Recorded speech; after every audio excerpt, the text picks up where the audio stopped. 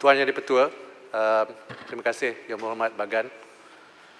Kerajaan memahami dan prihatin terhadap cabaran-cabaran yang dihadapi oleh rakyat dan perniagaan serta ekonomi secara keseluruhannya disebabkan oleh penularan COVID-19. Ia telah memberi kesan kepada seluruh ekonomi dunia termasuk Malaysia.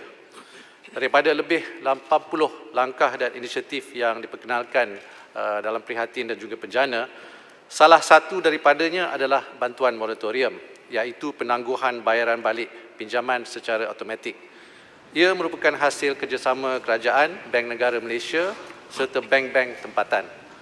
Bantuan moratorium ini yang disasarkan selama 6 bulan antara April hingga September tahun ini bertujuan untuk membantu peminjam individu dan juga PKS bagi mengurangkan beban aliran tunai atau dengan izin reduce cash flow challenges, terutamanya ketika PKP yang telah memberikan kesan secara langsung kepada kegiatan ekonomi.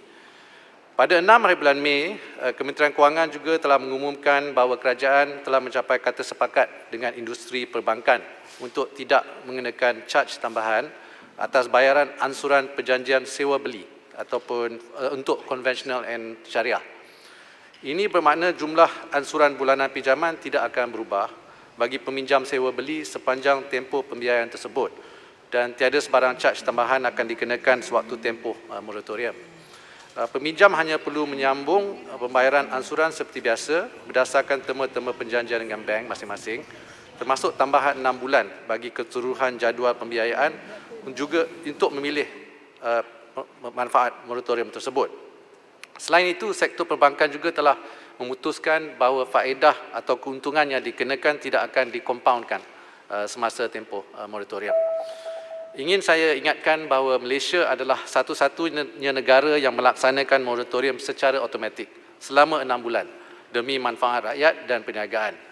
Sehingga kini lebih 7.7 juta rakyat atau 93% daripada peminjam individu serta lebih 243,000 perniagaan atau 95% daripada peminjam PKS sedang memanfaatkan moratorium pinjaman tersebut. Terima kasih Dasu Betul. Terima kasih kepada Yang Berhormat Menteri Kewangan atas jawapan tadi.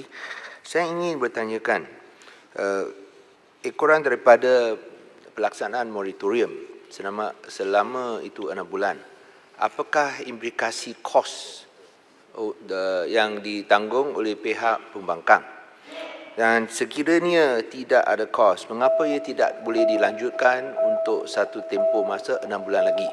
Supaya kita dapat membantu perniagaan-perniagaan dan juga individu untuk menghadapi masalah new normal ekonomi seperti yang disebutkan tadi.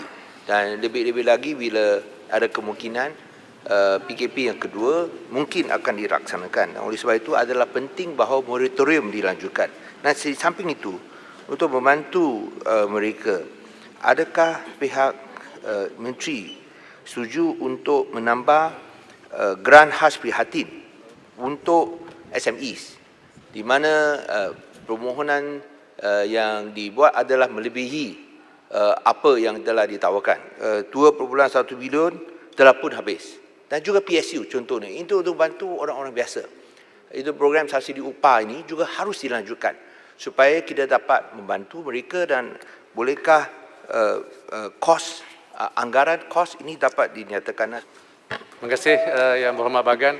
Mungkin saya jawab soalan kedua tu, grant khas prihatin. Grant khas prihatin peruntukannya ialah berjumlah 2.1 bilion ringgit. Setakat ini sebanyak 545,000 mikro PKS telah dapat manfaat ini, di mana sebenarnya peruntukan ini untuk 700,000 mikro PKS. Oleh itu memang kita boleh kaji semula, tapi yang pentingnya seperti yang Berhormat Bagan sebut, kita perlu memberi pertolongan kepada sebanyak mungkin mikro PKS. So setakat ini 545,000 PKS yang telah mikro PKS yang telah menerima bantuan ini. Yang seterusnya yang mengenai anggaran kerugian bank yang that will be impacted lah dengan izin moratorium berterusan. Jadi sistem perbankan ini dianggap mengalami kerugian pengubahsuaian hari pertama piawaian pelaporan perakiraan Malaysia dengan izin MFRS 9 lah. Sebanyak 1.06 bilion ringgit bagi setiap bulan tempoh moratorium dilanjutkan. Jadi untuk tempoh 6 bulan moratorium diberikan secara keseluruhan, jumlah kerugian dianggap memecah 6.4 bilion ringgit. Bersamaan dengan pengurangan capacity bank itu sendiri untuk memberi pinjaman baru sebanyak 79 bilion ringgit sama ada kepada rakyat atau peminjam. Yang penting ialah untuk memastikan rakyat terpelihara. Oleh itu, jika PKP insya-Allah tak dilanjutkanlah. Kalau ada PKP itu dilanjutkan, kerajaan sentiasa akan memantau keadaan dan perkembangan semasa dan akan mengambil tindakan yang diperlukan seperti yang dibuat sebelum ini. Terima kasih. Terima kasih Menteri. Papar. Untuk subsidi upah. Subsidi upah silakan. Papar. Ya. So untuk subsidi upah, peruntukannya berjumlah 15 bilion ringgit. Pada masa ini sebanyak 7.8 bilion ringgit telah disburse dengan izin. Seramai lebih kurang 2.75 juta rakyat Malaysia lah yang memanfaatkan ini. Soalannya sama ada akan ditangguhkan lagi. Buat masa ini hinggalah akhir bulan Disember.